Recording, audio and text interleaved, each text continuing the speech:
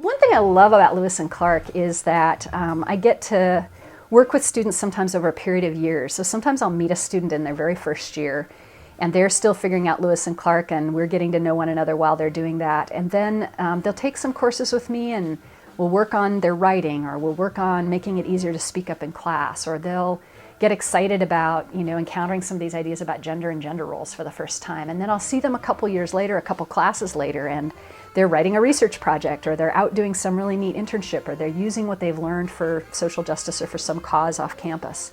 And then they get ready to graduate and they write these amazing capstone papers, and they go out and get jobs in the world, or go out and volunteer, or they travel. And so it's really nice to see that trajectory of a person coming into their own, and a person coming here and figuring out what they're capable of doing and what they want to do, and to be able to be a part of that is one of the best parts of teaching here.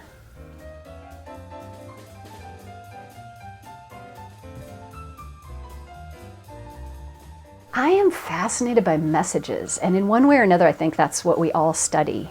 So I study conversations and how are they put together, and ooh, look how they said that there, and look at that pause, and what does that communicate. And but then I have colleagues who study public speeches and how people have shaped history through their choice of words and the way they put together an argument and the way they moved an audience.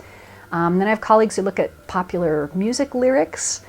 I have a colleague who's a filmmaker, and so message could be film, could be music.